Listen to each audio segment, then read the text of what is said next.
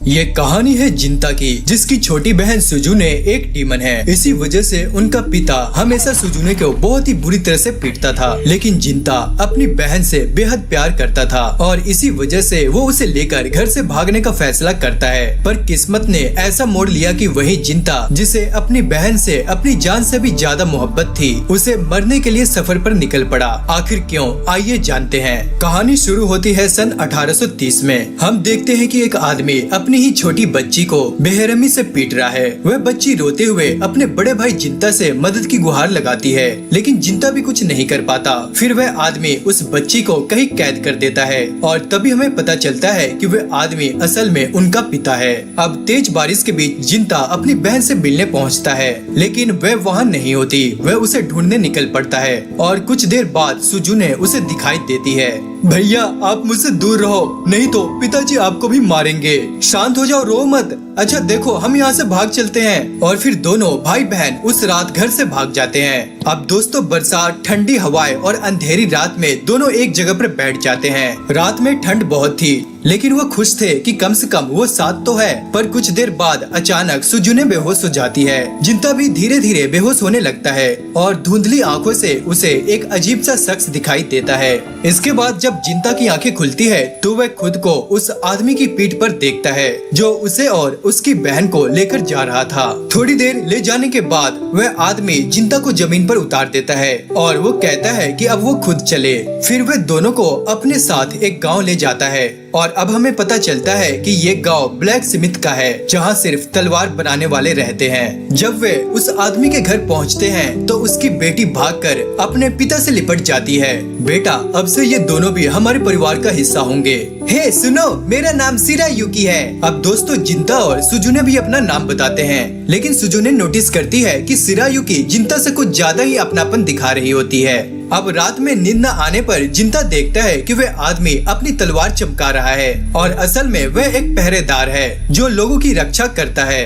अब अगले दिन सुबह शिरायुकी देखती है कि जिंता तलवारबाजी की प्रैक्टिस कर रहा है। फिर सभी एक साथ नदी में नहाने जाते हैं। वहीं पर इनकी एक और दोस्त बनती है और इस तरह धीरे धीरे ये सब एक परिवार की तरह रहने लगते हैं और अब पहले जैसे खुशियाँ फिर से लौट आती है। अब शाम को घर लौटते वक्त इनकी नई दोस्त चितोसे की माँ उसे लेने के लिए आ जाती है, लेकिन जैसे ही शिरायुकी उन्हें देखती है उसकी आंखों में हल्की सी नमी छा जाती है। सुनो, तुम्हारी माँ का नाम योगेसे है ना, और मैं जानता हूँ कि उन्हीं की वजह से हमें इस गांव में रहने की इजाजत मिली है, लेकिन वो कभी घर क्यों नहीं आती? हाँ, वो मेरी माँ ही है, लेकिन वो यूसी की ही में है और जो पुजारिन अग्निदेव की पूजा करती है उन्हें यही कहा जाता है। उन्हें देखने की इजाजत सिर्फ गाँव के मुखिया और मेरे पिता को है, बाकी किसी आम इंसान को उनसे मिलने की अनुमति नहीं होती। मैंने भी अपनी माँ को कई सालों से नहीं देखा। अब दोस्तों, समय तेजी से गुजरता है और देखते ही देखते 3 साल गुजर जाते हैं। हम देखते हैं कि जिंता महाशय से तलवारबाजी की ट्रेनिंग ले रहा है, लेकिन महाशय आसानी से उसके वारों से बच जाते हैं और हर बार उसे मात दे देते हैं। मैं तो बिल्कुल भी प्रोग्रेस नहीं कर पा रहा। ऐसा मत सोचो जिंता, तुम धीरे धीरे और भी बेहतर हो रहे हो। इसके बाद दोस्तों, महाशय अपनी ड्यूटी पर चले जाते हैं। शिरायुकी अपने पिता को उनकी तलवार पकड़ा देती है और फिर जिंता के पास आती है। सुनो, तुम्हारी बड़ी बहन होने के नाते मुझे तुम्हें चीयर करना चाहिए। इसके बाद दोस्तों, वो जिंता का सिर सहलाने लगती है। हालांकि असल में शिरायुकी की उम्र जिंता से कम है, लेकिन शिरायुकी खुद को उससे ज्यादा मैच्योर मानती है। तभी वहाँ पर सिजुमे आ जाती है और माहौल यहाँ पर ठंडा हो जाता है। चलो, अब खाने का वक्त हो गया है।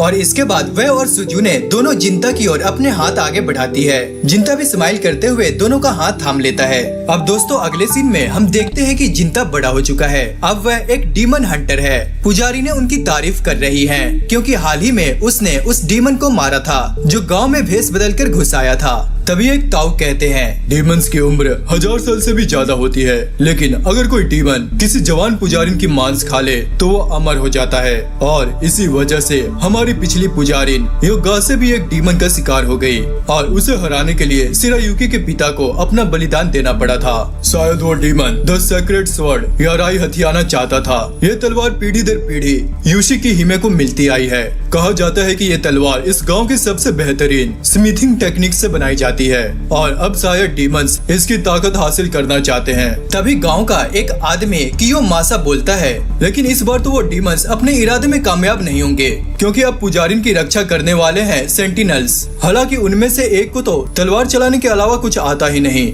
असल में दोस्तों ये बंदा जिंता को टॉन्ट मार रहा होता है, लेकिन तभी पुजारिन कहती है इस जगह पर सब बराबर है। और दोस्तों ये पुजारिन और कोई नहीं बल्कि शिरायुकी ही है। अब मीटिंग खत्म होती है और सब लोग चले जाते हैं, बस जिंता रुक जाता है। तभी शिरायुकी अपने पर्दे से बाहर आती है और कहती है, सुनो, तुम्हें मुझे प्रिंसेस बुलाने की जरूरत नहीं है, मुझे मेरे नाम से पुकारो। तुम्हारे अलावा अब मुझे मेरे नाम से पुकारने वाला कोई नहीं बचा, शिरायुकी। अब दोस्तों शिरायुकी अपना नाम सुनकर बहुत खुश हो जाती है। सुनो, आज यहाँ सुजुने भी आई है। अब दोस्तों दोनों प्रिंसेस रूम में झांकते हैं। वहाँ सुजुने सो रही होती है और उसका शरीर अब भी बच्ची जैसा ही है, जरा भी बड़ा नहीं हुआ। मैंने कितनी बार कहा है इसे यहाँ आने से मना किया जाए। सुनो, वो बस तुम्हें देखने आती है क्योंकि अब तुम डीमन हंटर बन गए हो और घर जाने का मौका नहीं मिलता, तो इसलिए बेचारी टेंशन में होती है। अब दोस्तों सुजुने की आंखें खुलती है और वो स्माइल करते हुए कहती है, वेलकम होम भैया। सुजुने, तुम्हें मैं कितनी बार कह चुका हूँ कि शाइन में मत आया करो, ये नियम है और तुम्हें इसका पालन करना ही होगा। ठीक है भैया। और फिर दोस्तों इसके बाद वो चुपचाप वहाँ से चली जाती है ताकि कोई शख्स उसे देख ना ले। अब उसके जाने के बाद शिरायुकी कहती है, तुम्हारी बहन सच में बहुत प्यारी है, मुझे तो वो बहुत पसंद है। हाँ, और कभी कभी बहुत परेशान कर देती है। दोस्तों फिर वही ताऊ आ जाता है और वह प्रिंसेस से किसी प्रपोजल का जिक्र करता है और जिंता को वहाँ से जाने को कहता है। अब जिंता कुछ कहने की कोशिश करता है, लेकिन शिरायुकी खुद उसे जाने के लिए कह देती है। सुनो जिंता, तुम इस गांव के रखवाले हो, अपना कर्तव्य तुम कभी भी मत भूलना।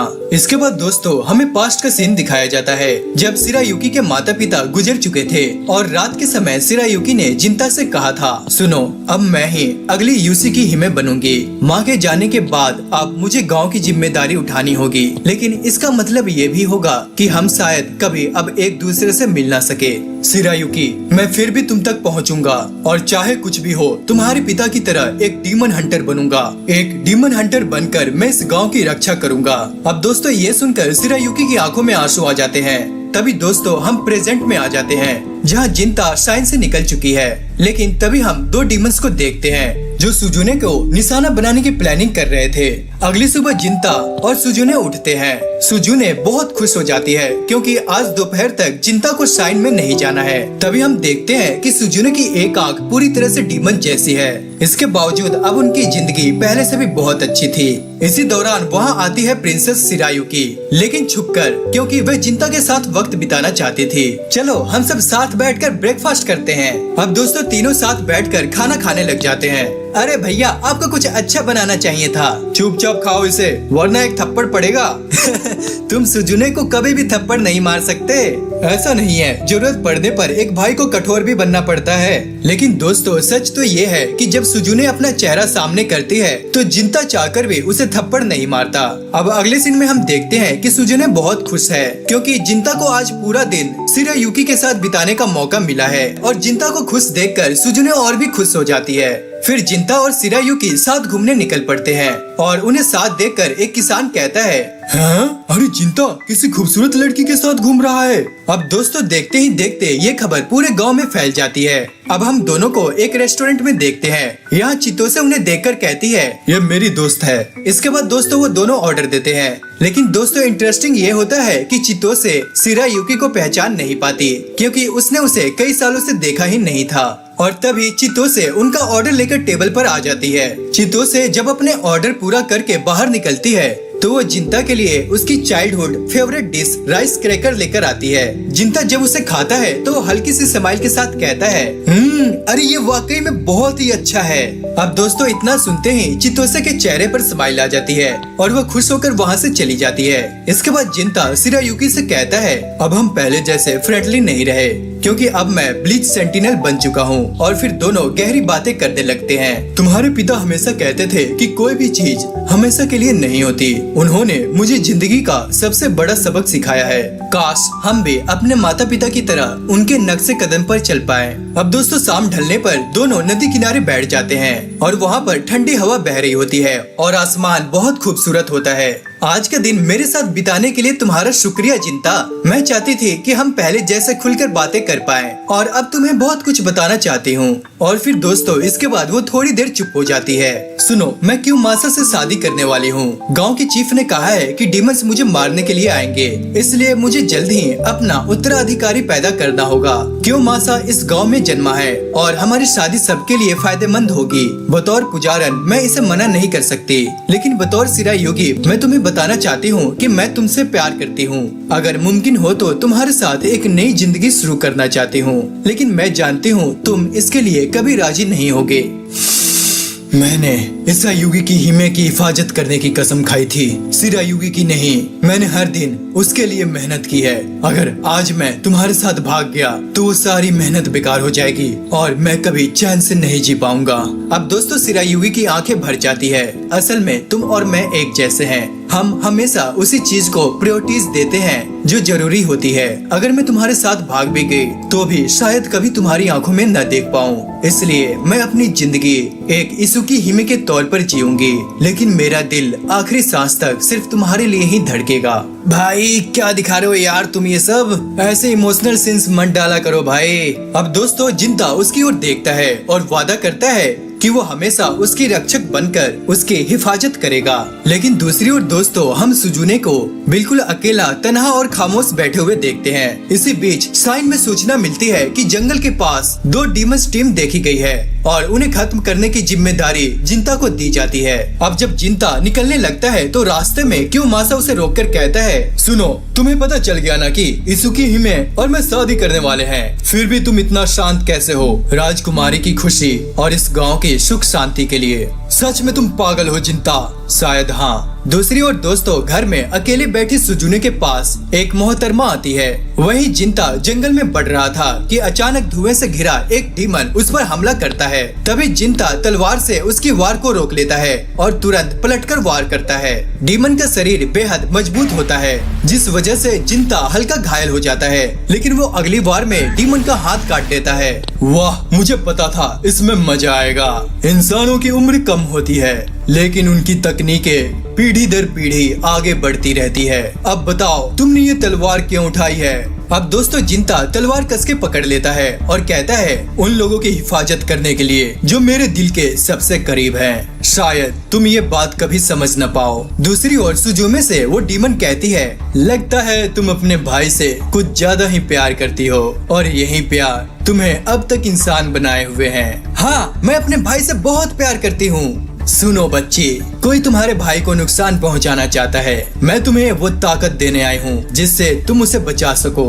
लेकिन दोस्तों सुजुने डीमन के साथ हाथ मिलाने से इनकार कर देती है। तभी वो डीमन उसके माथे पर उंगली रखती है और सुजुने को अजीब अजीब से दृश्य दिखाई देने लग जाते हैं। शिरायुगी क्यों मासा के साथ वो सब कुछ करने के लिए अपने कपड़े उतार रही होती है। मैं भविष्य देख सकती हूँ, मैं दूसरों को भी कुछ झलके दिखा सकती हूँ। नहीं, ये सच नहीं है। ठीक है, तो तुम खुद जाकर देख लो। मेरी बात मानो, तभी तुम अपने भाई को बचा पाओगी। अब दोस्तों सुजुने उसकी भावनाओं में आकर उस डीमन की ओर हाथ आगे बढ़ा देती है और वहीं दूसरी ओर जंगल में लड़ते हुए जिंता का एक वार उसे नदी तक धकेल देता है। तभी डीमन उसके पीछे आ जाता है। अब जिंता उस डीमन से पूछता है, तुम इंसानों को दर्द क्यों देते हो? हम डीमंस अपनी नियति के साथ आते हैं, यही हमारा उद्देश्य है और इंसानों को मारना हमारी फितरत है, वरना हम डीमंस कैसे कहलाएंगे। इसके बाद दोस्तों वो डीमन अपनी पावर को और ज्यादा बढ़ा देता है और वो जिंता से लड़ने लग जाता है। अब दोस्तों डीमन की वार से जिंता का एक हाथ कट जाता है और उसकी तलवार भी टूट जाती है, पर जिंता हिम्मत नहीं हारता। वह टूटी तलवार थामकर उसने अपना पूरा जोर लगा दिया और डीमन की छाती पर वार किया और बहुत खून बहने की वजह से वो डीमन वहीं पर मारा जाता है। अब दोस्तों वो डीमन मरते हुए कहता है, मैंने अपना उद्देश्य पूरा कर दिया। अब से 170 साल बाद शैतानों का देवता यहाँ पर आएगा और सब कुछ तबाह कर देगा। तभी दोस्तों ठीक उसी वक्त जिंता के जहन में सुजुने की तस्वीर चमकती है। मरता हुआ डीमन हंसते हुए कहता है, इंसान ये लो तुम्हारे लिए मेरा एक तोहफा। और फिर दोस्तों वो डीमन एक कटा हुआ हाथ जिंता के मुंह पर चिपका देता है, जैसे किसी श्राप या निशानी की तरह। तुम यह तलवार दूसरों की रक्षा के लिए उठाते हो, पर अगर वो तुम्हारे रक्षा के लायक न हो तो तभी दोस्तों जिंता बेहोश होकर धरती पर गिर जाता है। दूसरी ओर दोस्तों हम देखते हैं कि क्योमासा शिरायुकी के साथ वो सब करना चाहता है। सुनो, इस वक्त ये सबसे सही वक्त है और यहाँ पर आसपास कोई भी नहीं है। इसके बाद दोस्तों शिरायुकी रोने लग जाती है और वो जिंता को याद करते हुए अपने कपड़े उतारने लग जाती है। सच में तुम दोनों पागल हो।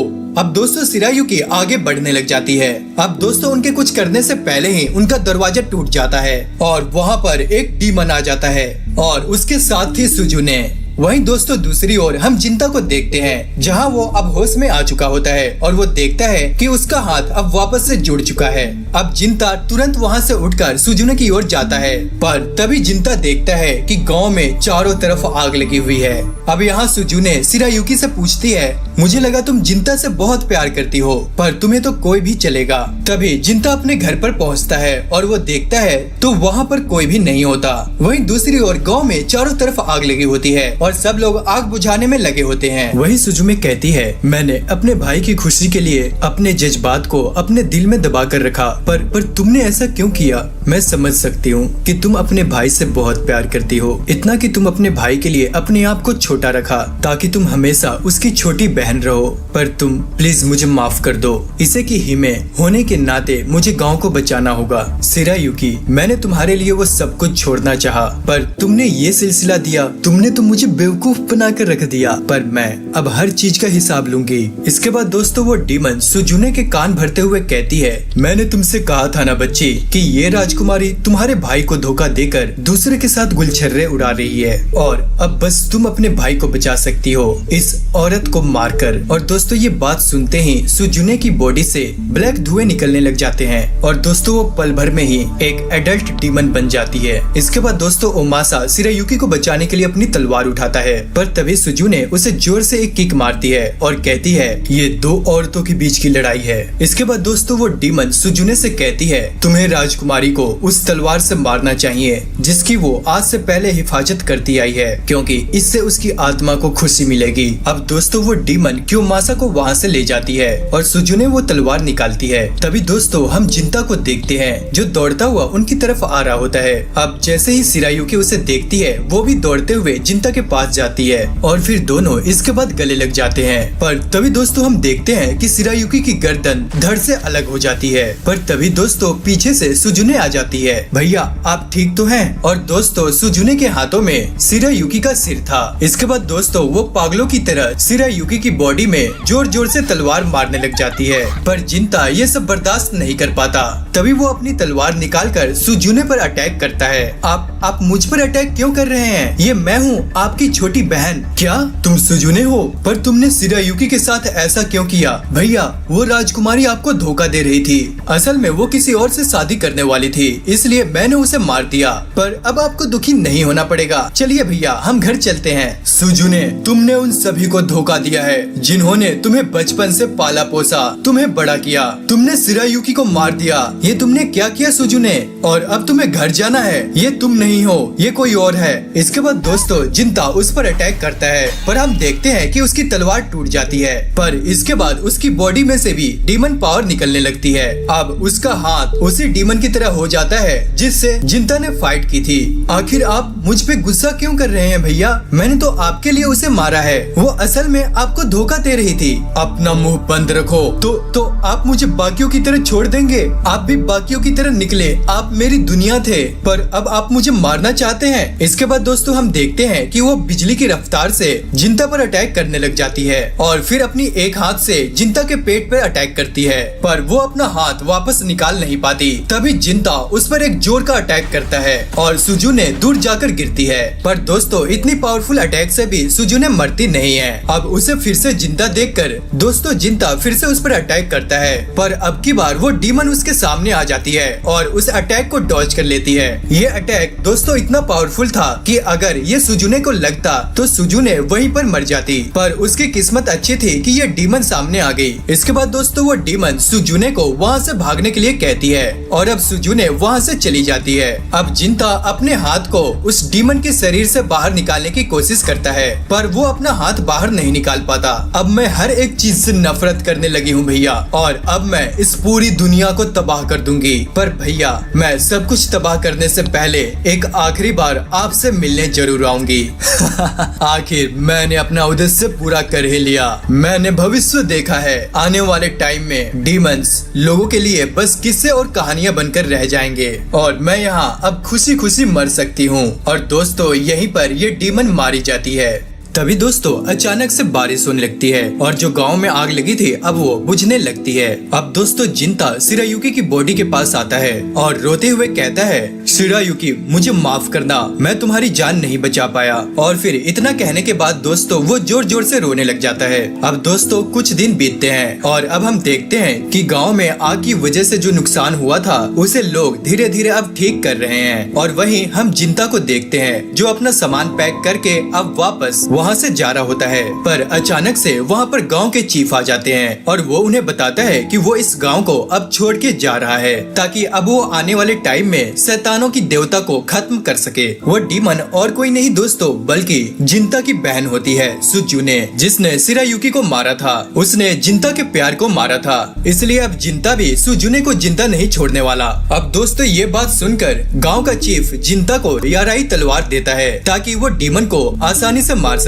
और अब दोस्तों इस तलवार का असली मालिक जिंता है और अब पुराने रीति रिवाजों के मुताबिक अब जिंता के नाम में कांची जोड़ दिया जाएगा, यानी अब उसका नया नाम होगा जिनिया कांची। और दोस्तों अब चौंकाने वाली बात यह है कि इस तलवार की असली देखरेख करने वाला यूसी की हिमे का पूरा खानदान अब खत्म हो चुका है और अगर जिंता इसे साथ न ले जाए तो यह तलवार मंदिर में धूल खाते खाते बस एक कहानी बनकर रह जाएगी। इसलिए जिंता इसे लेकर निकल जाता है। इसके बाद दोस्तों हम गाँव के मुखिया को जिंता के सामने झुकते हुए देखते हैं और वो जिंता से कहता है, मैं जानता था बच्चे कि तुम और राजकुमारी एक दूसरे से बहुत प्यार करते थे, पर मेरा पोता क्योमासा भी राजकुमारी से बहुत प्यार करता था, इसलिए मैंने अपने पोते की शादी राजकुमारी से करनी चाहिए। अब दोस्तों ये सुनकर जिंता गांव के मुखिया को उठाता है और अब वह निकल जाता है अपने नए सफर पर तभी दोस्तों वहाँ पर चितोसे आ जाती है। जिंता, मेरे नजरों में जैसे तुम पहले थे वैसे तुम आज भी हो, इसलिए प्लीज तुम रुक जाओ, मत जाओ कहीं भी।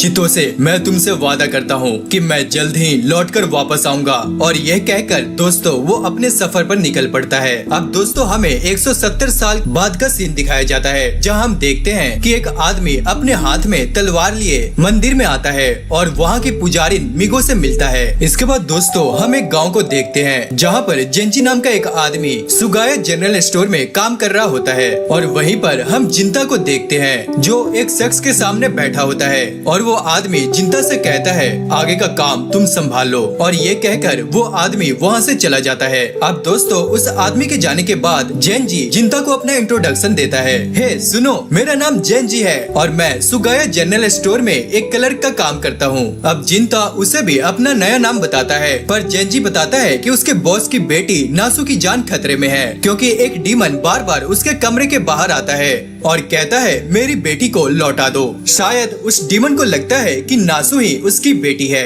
तभी दोस्तों हम वहाँ पर नासु को देखते हैं। ओह, तो तुम हो मेरे बॉडीगार्ड। अच्छा, अब तुम यहाँ से जा सकते हो। अब दोस्तों जब जेंजी समझाने की कोशिश करता है तो नासु उसे ताना मारती है। मुझे लगता है कि ये जरूर कोई स्कैमर है, नकली डीमन हंटर, बस ये पैसे ऐंठने आया है। सुन लो, हम तुम्हें एक फूटी कौड़ी नहीं देने वाले। और दोस्तों इतना कहकर वो वहाँ से चली जाती है। अब दोस्तों रात हो जाती है और हम नासु को अपने कमरे में बैठे हुए देखते हैं। ए नासु, तुमने अपने बॉडीगार्ड को तो भगा दिया, पर कम से कम मैं तो यहाँ रह सकता हूँ ना, ताकि उस डीमन को तुमसे दूर रख सकूं। पर दोस्तों असल में नासु जानती थी कि लोग उसकी बात पर भरोसा नहीं करेंगे क्योंकि सबके लिए डीमंस बस कहानियों की बातें हैं। मैं शायद उनकी असली बेटी नहीं हूँ, इसलिए वो मुझसे प्यार नहीं करते। तभी दोस्तों उसके कानों में वही डरावनी आवाज गूंजती है, मेरी बेटी को लौटा दो।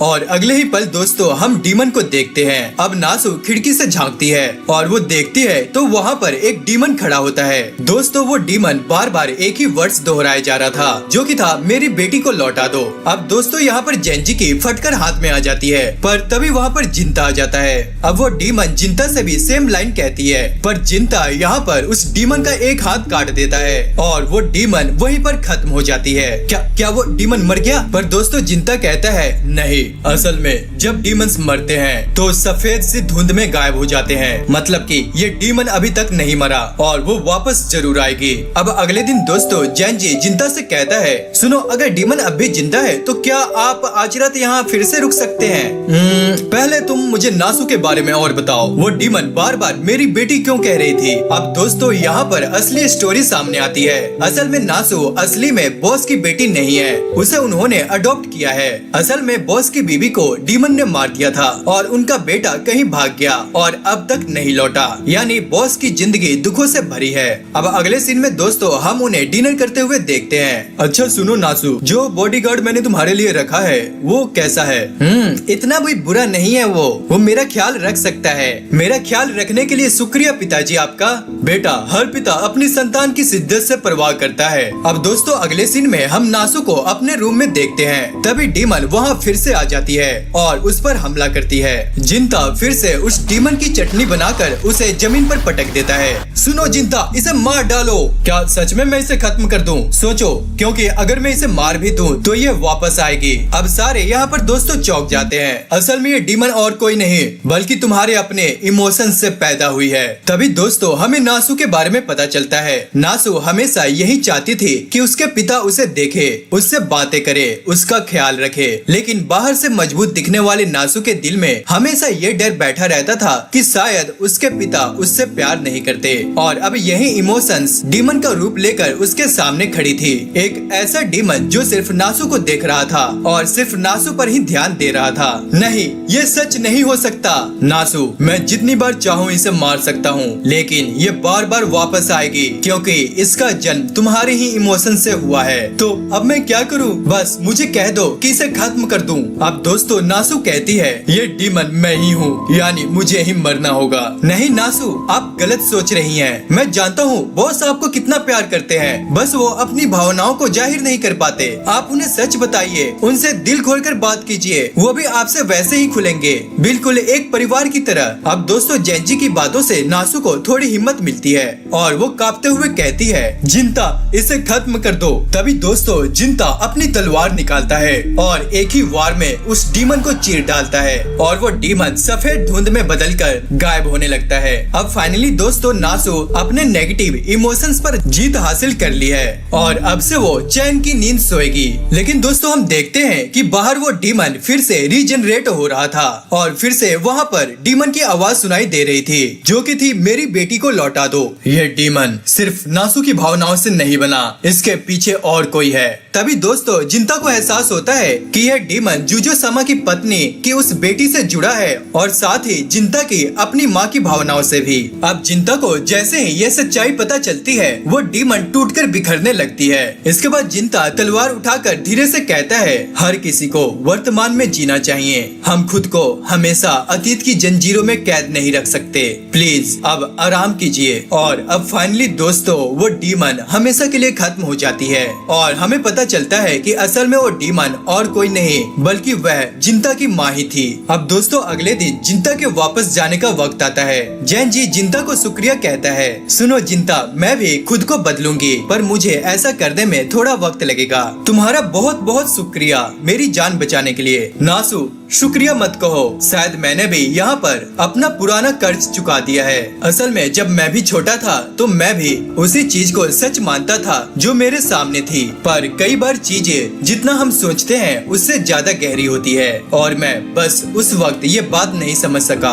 और अपनी हकीकत से भाग गया और मैं यहाँ उसी की भरपाई करना चाहता था। अब दोस्तों नासू को उसकी बातें समझ में नहीं आती और अब जिंता वहाँ से जाने लग जाता है। अब दोस्तों जिंता के वहाँ से जाने जाने के बाद जुजू सामा वहाँ सामने आते हैं। सुनिए मास्टर, आपको भी उसे शुक्रिया अदा करना चाहिए था। नहीं, मुझे ऐसा करना जरूरी नहीं लगा। मुझे यकीन था कि वो ये काम कर लेगा। अच्छा, आपको उस पर इतना ज्यादा यकीन क्यों था? तुम पागलों जैसी बातें मत करो। असल में हर पिता को अपने बेटे पर भरोसा होता है। पर दोस्तों, जेंजी को ये बात समझ में नहीं आती। पर दोस्तों, अब हमें पता चल गया है कि जिंता असल में इस महाशय का बेटा है। और दोस्तों, यहाँ पर हम देखते हैं कि यही बंदा कहानी के स्टार्टिंग में सुजुने को पीट रहा होता है। अब जैसे ही वो जाने लगते हैं, नासु उनसे कहती है, क्या मैं भी आपकी कोई मदद कर सकती हूँ? क्योंकि जाने से पहले जिंता ने कहा था कि हमें हमेशा दूसरों की मदद करना चाहिए। सुनो बच्ची, तुम्हें कुछ भी करने की जरूरत नहीं है। एक बच्चा अपने माता पिता की सारे कर्मों की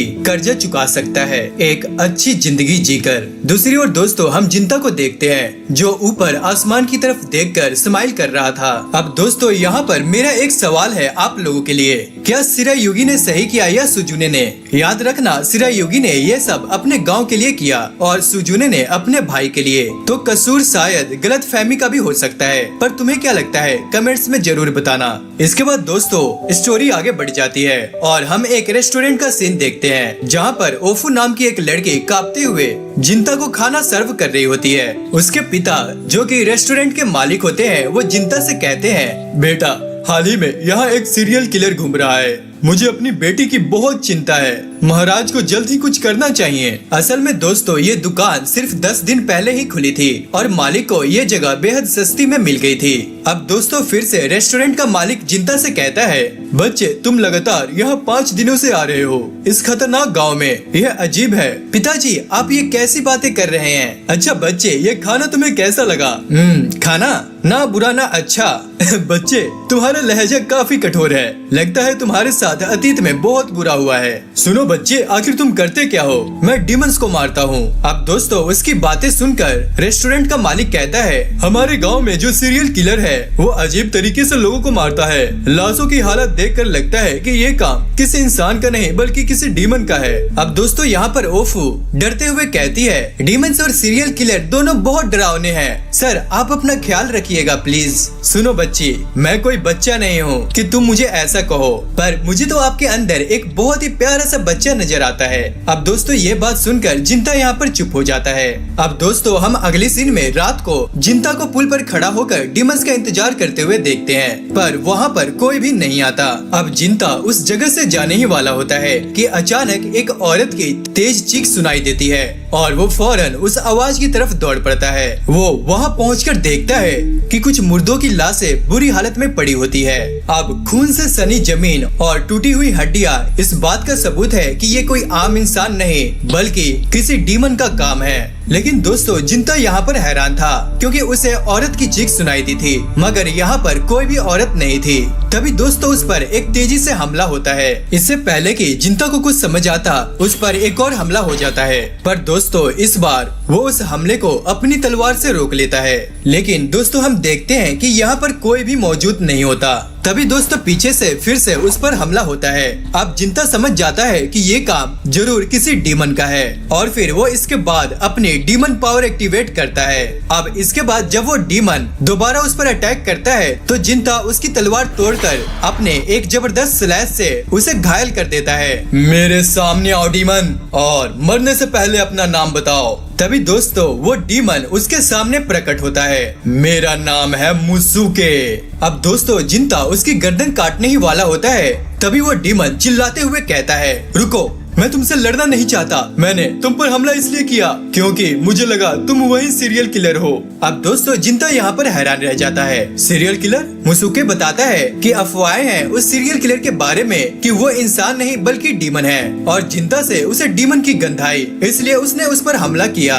सुनो, पर तुम उस सीरियल किलर को क्यों मारना चाहते हो? अब दोस्तों, मुसुके कहता है, आओ कहीं बैठकर हम बात करते हैं। अब दोस्तों, हम देखते हैं कि जिंता मुसुके के घर में बैठा होता है। उसका घर बहुत ही छोटा होता है और कमरों में अंधेरा होता है और बहुत ही शांति होती है। तभी मुसुके शराब लेकर आता है और उससे कहता है, ये लो, इसमें जहर नहीं है। मैं इस गांव में इंसानों के बीच इंसान बनकर शांति से रहता हूँ। मैं 100 साल से जिंदा हूँ और मेरे पास अदृश्य होने की ताकत है। हाँ, मैं सुपीरियर डीमन हूँ, लेकिन मैं कोई स्ट्रॉन्ग वॉरियर नहीं। तुम्हें देखकर तो नहीं लगता कि तुम कोई किलर हो। हाँ, मुझ पर यकीन करने के लिए तुम्हारा शुक्रिया। इसके बाद दोस्तों वो बताता है कि इस गांव में जितने लोग गायब हो रहे हैं उतनों की लाशें मिली ही नहीं, और जितने मर्द मारे गए वो मौके पर ही पड़े थे, लेकिन औरतें उन्हें अगवा कर लिया गया। अब दोस्तों ये कहते कहते मुत्सुको की आंखें भर जाती है। उसने मेरी बीवी को अगवा किया था, उसका नाम हासु था। वो जानती थी कि मैं डीमन हूँ, लेकिन फिर भी उसने मुझे प्यार किया।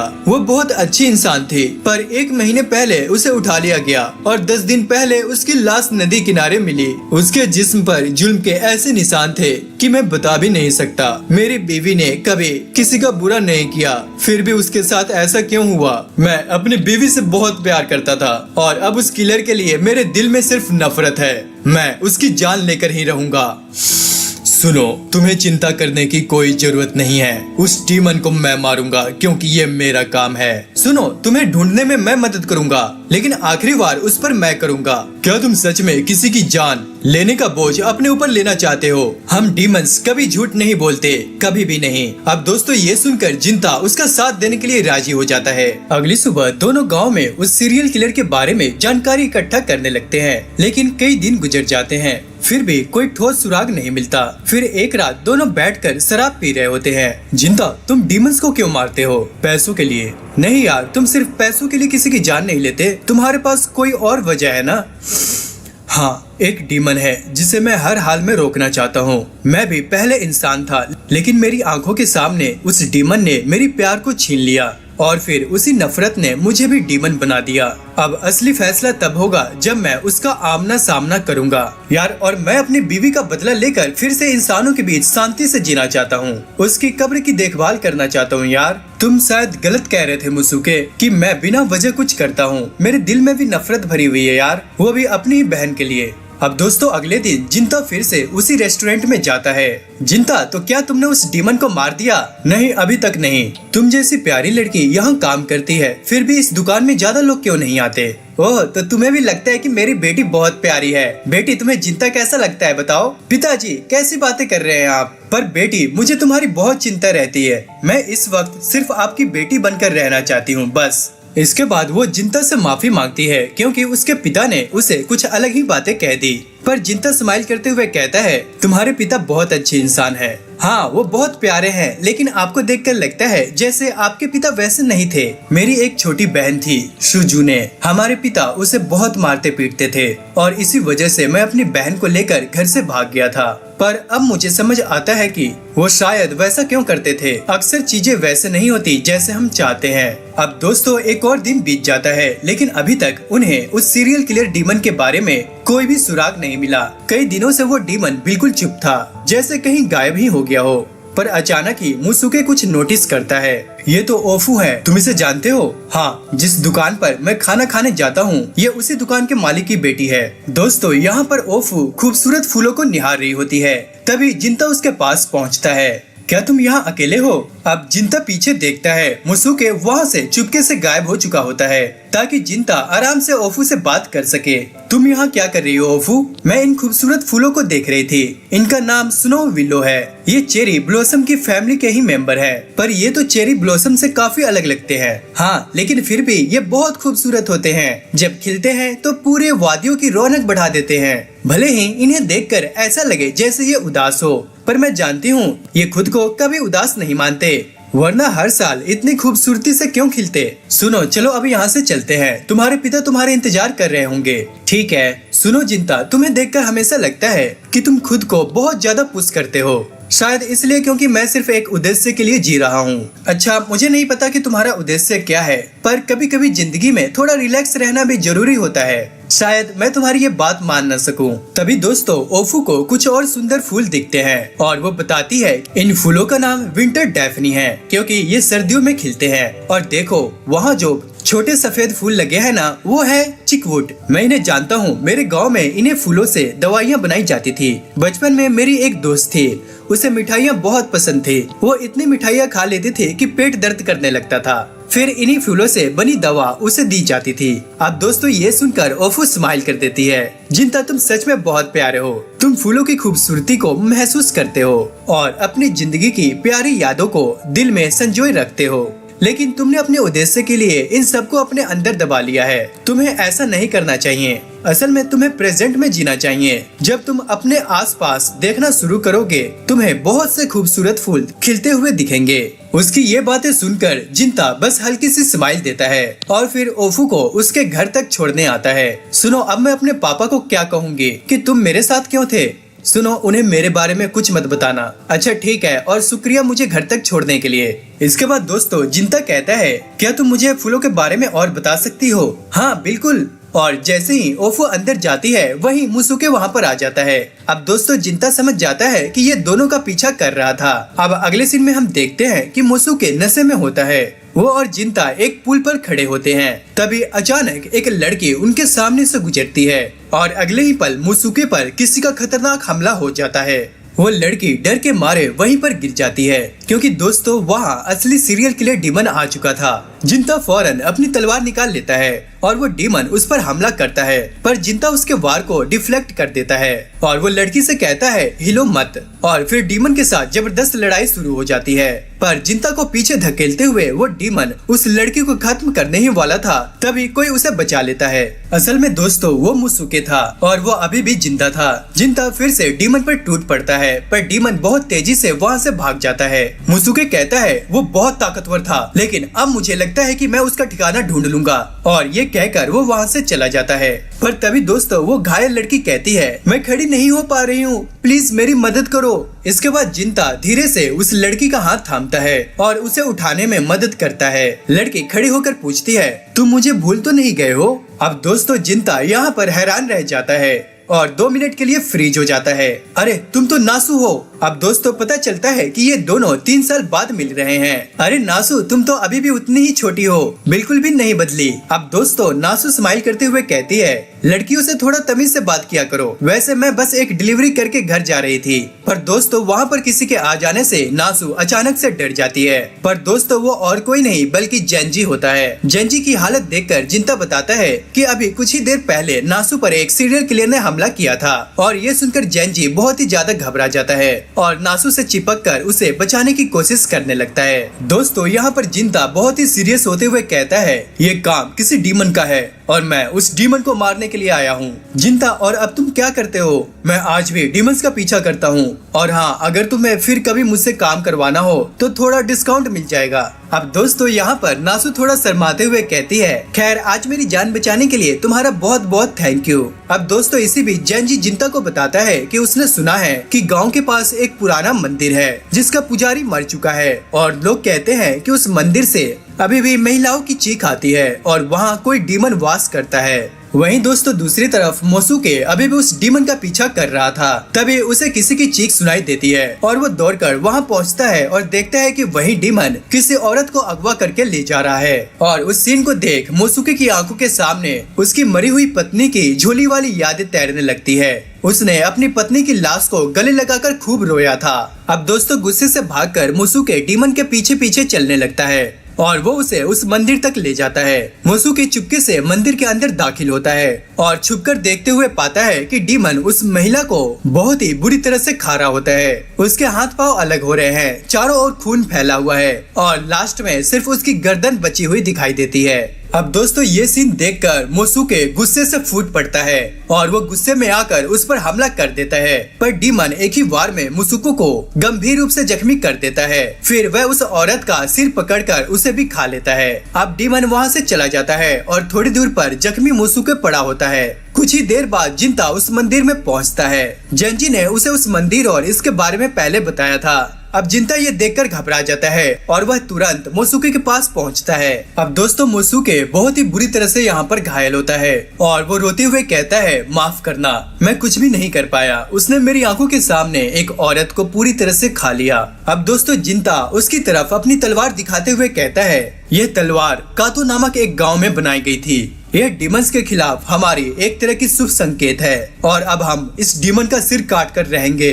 तुम इसे लेकर मेरी बीवी का बदला लो और तुम मेरी ताकत भी ले सकते हो। मोसुके ये शब्द कहते हुए जिंता की आंखों में देखता है और फिर वही मोसुके दम तोड़ देता है। अब दोस्तों इसके बाद जिंता मोसुके की एनर्जी को खींच लेता है और उसकी छाती से निकलती हुई गर्मी, उसकी यादें और उसकी शक्ति सब एक साथ उससे जुड़ जाती है। धीरे धीरे जिंता को मोसुके की पूरी जिंदगी की झलक दिखने लगती है। पता चलता है कि मोसुके बचपन से ही दूसरे डीमन से भागता आया था। एक दिन वह इस गांव तक पहुंचा और यहीं उसने अपनी नई जिंदगी शुरू की। कुछ समय बाद उसकी मुलाकात हासू से हुई, एक सीधी सादी लड़की जो मूली बेचने यहाँ आती थी। धीरे धीरे उनकी दोस्ती गहरी हुई, फिर वह प्यार में बदल गई। मोसुके ने एक दिन हासू को अपने प्यार की निशानी के रूप में बालों में लगाने वाला पिन दिया और लास्ट में मोसुके ने हासू को सब कुछ सच बता दिया कि वह एक डीमन है। पर हासू को इससे कोई भी ज्यादा फर्क नहीं पड़ा, चाहे मोसुके इंसान भी हो या डीमन। हासू उससे प्यार करती थी और इस बात ने मोसुको को खुशी से भर दिया।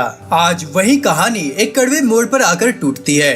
जिंता की आंखों के सामने मोसुके धुआं बनकर गायब हो जाता है और लास्ट में यहाँ उसकी मौत हो जाती है। वहीं उस समय वही एक डीमन एक औरत को पकड़कर मंदिर में ले आया था और वो धीरे धीरे उसे खाते हुए अपना सच बताता है। उसका एक अंदरूनी स्वर जो उसे बार बार कहता है कि उसे पुरुषों को मारना है और फिर किसी चीज की तलाश है, घर जहाँ वह वापस जाना चाहता है, पर उसे समझ में नहीं आता कि उसका असली घर कहाँ है। उस आवाज ने उसे एक खौफनाक रिजल्ट पर पहुंचा दिया। उसे एक नया शरीर चाहिए, एक ऐसा शरीर जो उसे घर पहुंचाने में मदद करे। इसलिए उसने औरतों को अगवा करना और उन्हें निगलना शुरू कर दिया ताकि वे जितने संभव हो उतने शरीर इकट्ठा कर सके और अपने अस्तित्व का कोई अर्थ पा सके। पर दोस्तों तभी वहाँ पर जिंता आ जाता है और वो मोसुके की गायब होने की पावर का यूज करते हुए वो उस डीमन का हाथ काट देता है। अब डीमन यहाँ पर चीख उठता है और बेहिसाब दर्द के मारे लड़खड़ा जाता है और एक हाथ से ही जिंता पर टूट पड़ता है। पर जिंता इनविजिबिलिटी से उसके सभी वार से बच जाता है। डीमन बेहद पावरफुल था, इसलिए जिंता अपनी एक ही डोमिनिक पावर निकालता है और एक ही झटके में उस डीमन की गर्दन काट देता है। अब डीमन वहीं पर तड़पने लगता है। जिंता उसके पास झुककर एक सवाल करता है, तुम मर्दों को मौके पर ही मार देते हो और महिलाओं को यहाँ अपनी मांद में लाकर रख देते हो, पर मोसुके की बीवी की बॉडी बिल्कुल सही सलामत थी। अगर तुमने उसे मारा होता तो तुम उसे खा जाते। आखिर तुम क्या चीज हो? अब डीमन कहता है, मुझे घर जाने के लिए एक शरीर चाहिए और मैं किसी भी सूरत में उसे पाना चाहता हूँ। अब दोस्तों जिंता उस डीमन की पावर अपने में समेटने के लिए उसे उठा लेता है और उसकी स्पीड, उसकी कूदने की शक्ति, आसमान तक छलांगे लगाने की शक्ति, सब कुछ जिंता के भीतर समा जाता है। पर जब जिंता उसकी आत्मा की परत खोलता है तो उसे जो दृश्य देखता है वो दिल दहलाने वाला होता है। तभी दोस्तों हमें यहाँ पर पता चलता है कि ये डीमन असल में एक लड़की थी जिसे कुछ आदमियों ने उसका रेप किया और फिर उसके शरीर को पानी में फेंक दिया।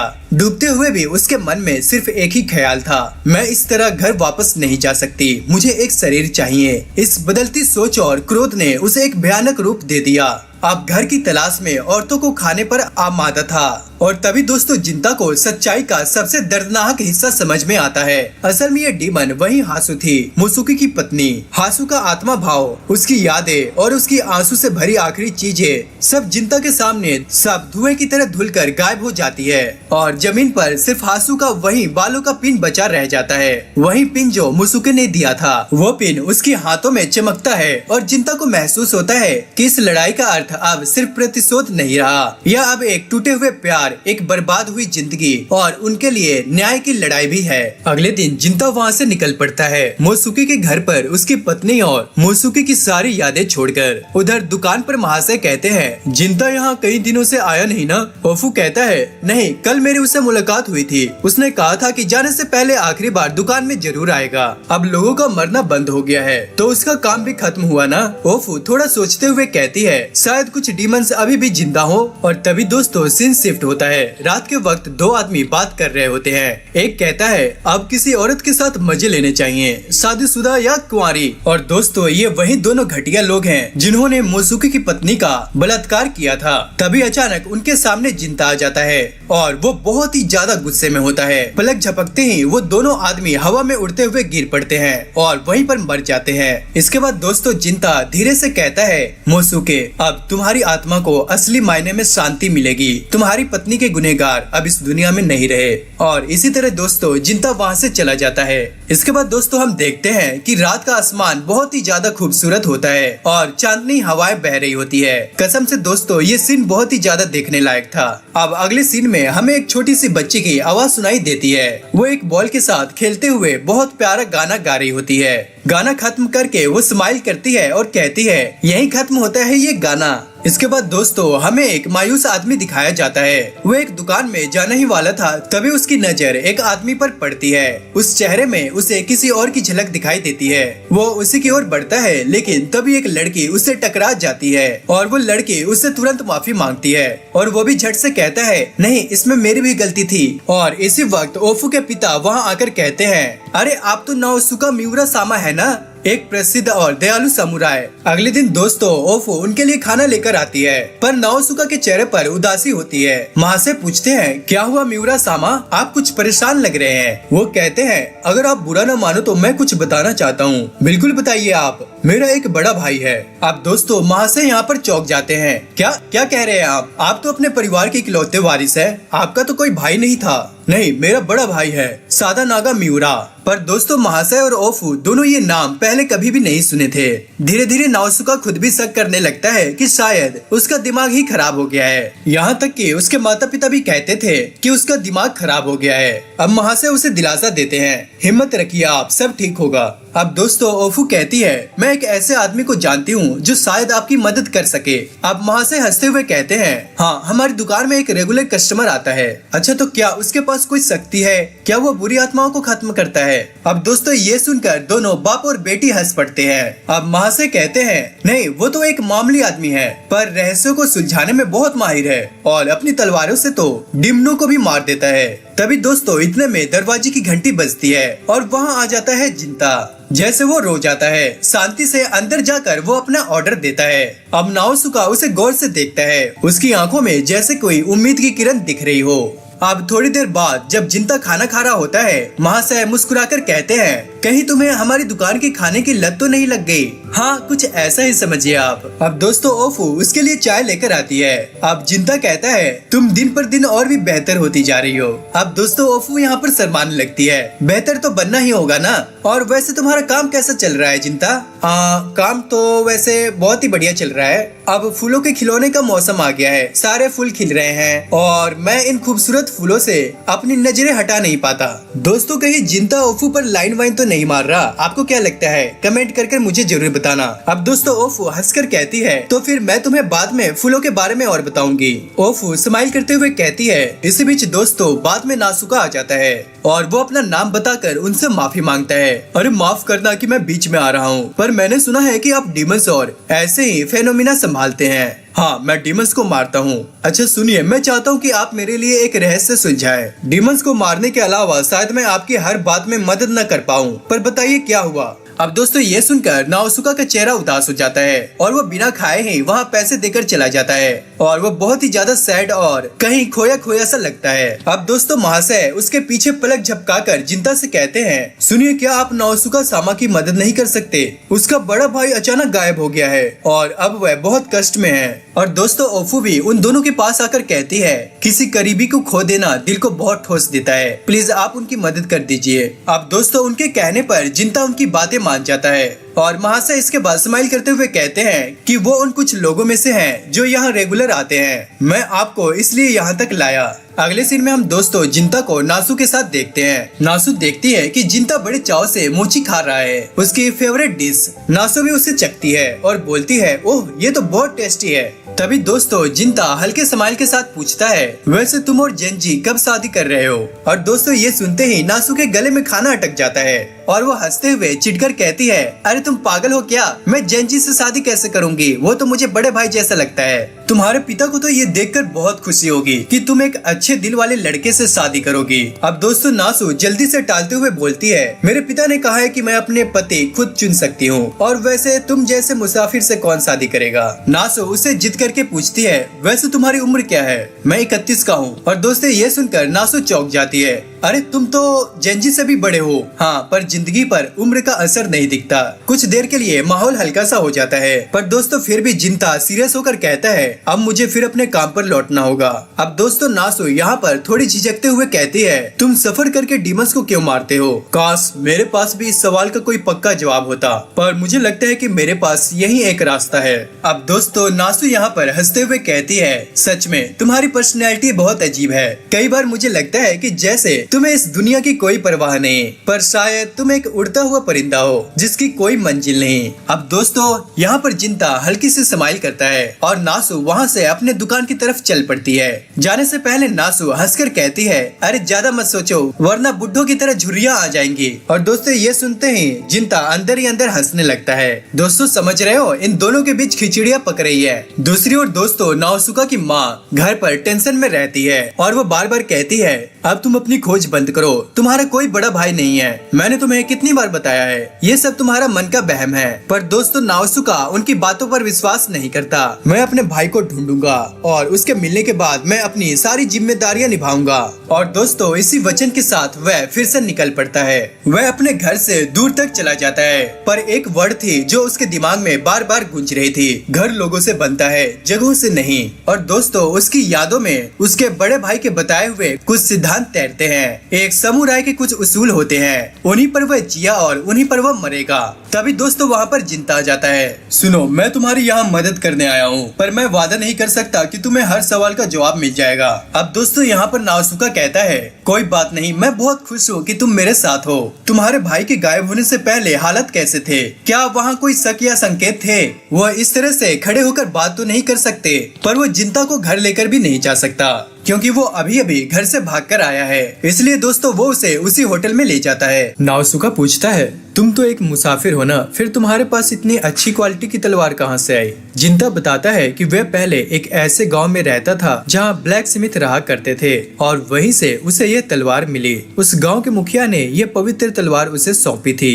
ये सुनकर नाओसुका अंदाजा लगा लेता है कि जिंता कार्दून ब्लेस गांव से है, क्योंकि वहीं के ब्लैक स्मिथ ऐसे बेहतरीन तलवारें बना सकते हैं। जिंता आगे बताता है कि ये तलवार गांव के मंदिर में रखी जाती थी, पर कुछ अजीब हालातों की वजह से अब यह उसके पास है। तब नाओसुका को पता चलता है कि इस तलवार का नाम है याराई, जो डीमंस को मारने के लिए बनी एक बेहद शक्तिशाली तलवार है। इसके बारे में कई किस्से कहानियां मशहूर है, लेकिन जिंता ने कभी उस पर ध्यान नहीं दिया। बस इतना सच है कि पिछले 100 सालों में भी इसकी धार जरा भी नहीं कम हुई। क्या तुम मुझे ये तलवार दिखा सकते हो? पर दोस्तों जिंता मना कर देता है और कहता है, अब मुझे अपना काम शुरू करना चाहिए। नाओसुका कहता है, जैसे कि मैंने तुम्हें पहले कहा था, मेरा भाई सादाना गायब हो गया है और अजीब बात यह है कि हर कोई उसके बारे में भूल चुका है। यहाँ तक कि मेरे माता पिता तक कहते हैं कि उन्होंने सादाना नाम कभी भी नहीं सुना। वो तो ये भी मानते हैं कि मैं ही उनका इकलौता बेटा हूँ। मैंने बहुत खोज की, लेकिन मेरे अलावा किसी को भी उसके बारे में कुछ याद नहीं। इतने में दोस्तों महाशय आ जाते हैं और वो कहते हैं, अगर तुम दोनों को इतनी ही सीरियस बातें करनी है तो किसी प्राइवेट जगह चले जाओ, यहाँ बाकी लोग भी सुन सकते हैं। नहीं, इस दुकान पर वैसे भी बहुत कम लोग आते हैं और यही सही जगह है बात करने की।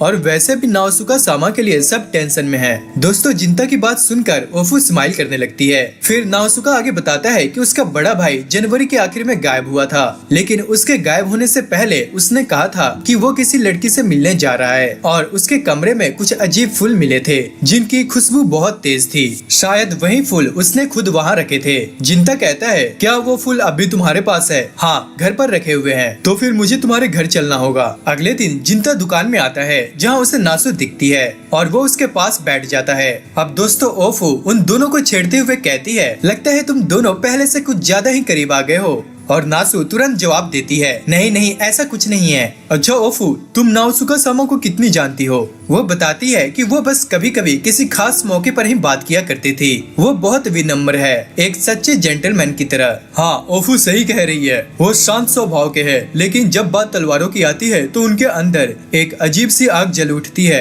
इसके बाद दोस्तों महाशय जिंता को एक चीज दिखाते हैं जो नाओसुका ने उन्हें दी थी। वो बताते हैं ये बहुत खास तो नहीं, पर उनके परिवार के हर समुराय के पास ये चीज रहती है। नाओसुका सामा बिजनेस और तलवारों की बातों में ही खुलते हैं, लेकिन उनकी माताजी बहुत ही कठोर स्वभाव के हैं। इसके बाद महाशय कोगाई नाम की एक वस्तु जिंता को देते हैं। उन्हें लगता है कि एक दुकानदार के पास ऐसी समुराय वस्तु का होना ठीक नहीं, इसलिए अब जिंता उसे अपने पास रख लेता है। अब इसके बाद जिंता ओफू से पूछता है, सुनो ओफू, जिन फूलों का जिक्र नाओसुका सामा ने किया था, क्या वो डैफोडिल्स ही थे? हाँ। अब दोस्तों ये सुनकर जिंता घबरा जाता है और फिर यहाँ पे सीन शिफ्ट होता है। हम फिर उसी लड़की को देखते हैं जिसे हमने पहले देखा था। एक आदमी और औरत उसे देख रहे होते हैं, लेकिन कुछ ही पल में तेज हवा का झोंका आता है और वो सब बस धुएं में बदलकर गायब हो जाते हैं। अब शाम के वक्त जिंता नाओसुका के घर आता है। नाओसुका की माँ जिंता से कहती है, मिस्टर जिंता, मेरा बेटा बहुत समय से अंदर ही अंदर परेशान रहता है, लेकिन आज वह पहली बार थोड़ा हल्का और खुश दिखाई दे रहा है। शायद आपकी वजह से। उसकी माँ होने के नाते मैं आपका शुक्रिया अदा करती हूँ। इसके बाद दोस्तों जिंता और नाओसुका एक कमरे में बैठते हैं, जहाँ नाओसुका उसे वो फूल दिखाता है जो उसे उसके भाई के कमरे में मिले थे, डैफोडिल्स। इन फूलों को देखते ही जिंता कहता है, सुनो, क्या तुम्हें पूरा यकीन है कि ये फूल तुम्हें बसंत के मौसम में ही मिले थे? हाँ बिल्कुल, मैं उसी दिन कमरे में गया था। तो ये बात है। मुझे लगता है जिस लड़की से तुम्हारे भाई मिलने गए थे वो कोई इंसान नहीं बल्कि एक डीमन है और वही उसे अपनी दुनिया में ले गई है। मुझे तुम्हारे भाई का कमरा दिखाओ, पर तुम आगे चलो, मैं पीछे से आ रहा हूँ। दोस्तों जिंता ऐसा इसलिए कहता है ताकि वह चुपचाप डीमन की मौजूदगी को महसूस कर सके और अगर कमरा किसी भ्रम से घिरा हो तो वह नाओसुका को सीधे खतरे में ना डाले। अब जैसे ही नाओसुका अपने भाई के कमरे में पहुँचता है, अचानक उसका सिर चकराने लगता है। उसे एक छोटी बच्ची की आवाज सुनाई देती है और अगले ही पल उसके सामने एक जलता हुआ घर दिखाई देता है। अब हम देखते हैं कि एक मासूम बच्ची आग में झुलसते अपने माता पिता की ओर भाग रही है, उन्हें बचाने की कोशिश करती हुई, लेकिन वो दोनों आग में जलकर मर जाते हैं। कुछ देर बाद बारिश होती है और आग बुझ जाती है, मगर अब वह बच्ची पूरी तरह से अकेली रह जाती है। उसका पूरा गाँव राख में बदल चुका होता है और उसके चेहरे पर सिर्फ दर्द नहीं, एक गहरी खालीपन उतर आता है, क्योंकि यहाँ उसने अपना घर, अपने माता पिता, अपना गांव और आखिर में खुद को भी खो दिया। लोग उसे देखकर डरने लगे, घबराकर उससे भागने लगे, क्योंकि वह एक इंसान नहीं रही, वह एक डीमन बन चुकी थी और इसलिए वो बच्ची उस गांव से हमेशा के लिए गायब हो गई। जिसके बाद वक्त बीता और वो छोटी सी बच्ची बड़ी हो गई। बहुत लंबे समय के बाद वो एक घर के सामने पहुंची, जहां एक हंसता खेलता परिवार रह रहा था और ये देखकर उसकी आंखों में आंसू आ गए। काश मैं उस वक्त में वापस जा पाती, अपने माता पिता के पास, अपने घर लौट पाती।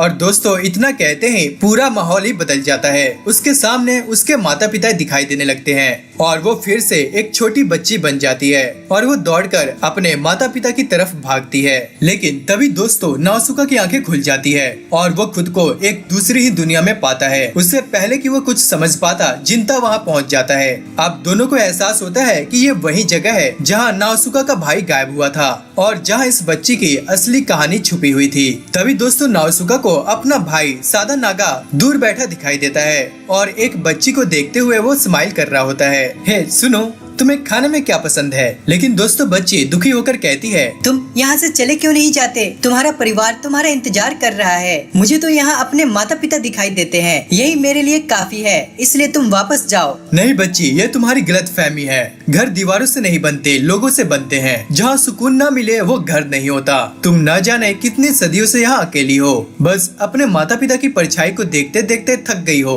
मैं यहाँ से जा सकता हूँ, मगर तभी जब तुम मेरे साथ चलो और मैं तुम्हें अपनी बेटी की तरह रखूंगा। तुम बिल्कुल भी अकेली नहीं रहोगी। लेकिन दोस्तों वो बच्ची मना कर देती है, तुम मेरे पिता नहीं बन सकते। ठीक है, तो मैं यहाँ तब तक रहूंगा जब तक तुम अपना मन बदल नहीं लेती। मैं कभी अपना मन नहीं बदलूंगी। और दोस्तों इसके बाद वो अचानक नाओसुका की आंखों से गायब हो जाता है। अब दोस्तों यहाँ पर नाओसुका टूट जाता है और कहता है, कृपया मेरे भाई को वापस दे दो। सुनो नाओसुका, अब ये मुमकिन नहीं है। क्यों नहीं? अभी तो वो यही था। नहीं, यहाँ का वक्त हमारी दुनिया से अलग चलता है। जो फूल तुमने मुझे पहले दिखाए थे वो सर्दियों में खिलते हैं, लेकिन सादा नागा वसंत में गायब हुआ था और हमारी दुनिया में पतझड़ चल रहा है। यानी इस डोमेन में सैकड़ों हजारों मौसम गुजर चुके हैं। तभी दोस्तों वो लड़की बताती है कि उसके पास ड्रीमर नाम की ताकत है। इसी ताकत से उसने ये खुशी का बगीचा बनाया जो उसकी यादों से बना है और वो यहाँ सिर्फ यादें बना सकती है, मगर किसी इंसान को रोक कर रख नहीं सकती। और वो आखिरी बात कहती है, और मैं जानती हूँ कि मैंने तुम्हें तुमसे छीन लिया, लेकिन उसने मुझे मुक्ति दी है, इसलिए धन्यवाद। सुनो बच्ची, अब तुम यहाँ क्या करोगी? पहले तो मैं यहाँ अपनी पुरानी यादों में जीती रहती थी, लेकिन अब नहीं। और दोस्तों ये कहकर वह हवा में घुल जाती है और वहाँ से गायब हो जाती है, क्योंकि अब उस बच्ची को मुक्ति मिल चुकी थी। और इसके बाद नासुका और जिंता भी अपनी असली दुनिया में वापस लौट आते हैं, लेकिन नासुका के मन में अब भी एक सवाल रह जाता है, आखिर मेरे भाई ने उस दुनिया में रुकने का फैसला क्यों किया? अगले सीन में दोस्तों नासुका बताता है कि उसने थोड़ी और इन्वेस्टिगेशन की और उसे पता चला कि जिस आग में उस बच्ची के माता पिता मर गए थे वो हादसा पूरे 200 साल पहले हुआ था। और हैरत की बात ये थी कि आज जहाँ नासुका का घर बना है, ठीक उसी जगह कभी उस बच्ची का घर हुआ करता था, और इसी वजह से उसकी बनाई दुनिया सीधे उनके घर से जुड़ी हुई थी। अब इसके बाद जिंता माफी मांगता है, मुझे माफ कीजिए, मैं आपके भाई को वापस लाने में आपकी कोई मदद नहीं कर पाया। नहीं, आपने मेरे लिए इतना कुछ किया, आप माफी मत मांगिए। और जहाँ तक मेरे भाई का सवाल है, वो उनका अपना फैसला था, अब हम कुछ नहीं कर सकते। अब दोस्तों नासुका अपने काम के लिए चला जाता है, तभी दोस्तों पीछे से ओफू उसे देख लेती है। आपके भाई सच में एक महान इंसान थे, भले ही अब उन्हें कोई याद न रखे, लेकिन उन्होंने एक बच्ची के लिए अपनी पूरी जिंदगी कुर्बान कर दी। अब दोस्तों ये सुनकर नासुका की आंखें भर आती है। हाँ, मुझे अपने भाई पर गर्व है। अब दोस्तों उसके जाने के बाद ओफू और उसके पिता जिंता का शुक्रिया अदा करते हैं, लेकिन जिंता के मन में अब भी एक बात खटक रही थी, उस बच्ची को सादा नागा का असली नाम कैसे पता था? क्योंकि असली नाम सिर्फ राजा या परिवार ही जानते हैं। जिस पर महाशय कहते हैं, अरे भाई, फैमिली मेंबर वालों को भी उनका असली नाम पता होता है, और शायद से उस बच्ची ने सादा नागा का ऑफर एक्सेप्ट कर लिया होगा कि वो उसका परिवार बन जाए, जिसके बाद उसे भी सादा नागा का असली नाम पता चल गया। इसके बाद दोस्तों जिंता कहता है, आप जब मुझे नासुका सामा के बारे में कुछ बता रहे थे, तब आपने उन्हें कुछ अलग नाम से पुकारा था। अच्छा, वो उनका असली नाम था जो मैंने उनके माँ के मुँह से सुना था। इसके बाद दोस्तों जिंता कहता है, मैं उनकी माँ से भी मिला था, मगर वो नासुका को प्यार से नासुकु बुलाती है, तो आपने उनका असली नाम कहाँ से सुन लिया? और वैसे उस डीमन लड़की ने भी कहा था कि सादा नागा अब उस जगह पर नहीं है। वैसे सिर्फ ये मेरा कहना है, लेकिन शायद वो डीमन लड़की और सादा नागा उस जगह पर 20 सालों तक रहे, और जब तक सादा नागा वापस लौटे तब तक वो काफी बूढ़े हो चुके थे, और वो इस तरह से तो अपने घर वापस नहीं जा सकते थे। इसलिए उन्होंने एक अच्छा सा प्यारा सा घर देखा और वहाँ पर एक दुकान खोल ली। लेकिन दोस्तों महाशय कहते हैं, लेकिन डीमन गर्ल के उस डोमेन में वक्त बहुत तेजी से गुजरता है ना, तो ऐसा भी तो हो सकता है कि सादा नागा सामा मर चुके हो। नहीं, वो मरे नहीं है, क्योंकि उस लड़की के चेहरे पर एक मुस्कान थी। वो मुस्कान उसके चेहरे पर इसलिए थी क्योंकि उस बच्ची को अपने नए पिता मिल चुके थे, है ना मिस्टर सादा नागा सामा?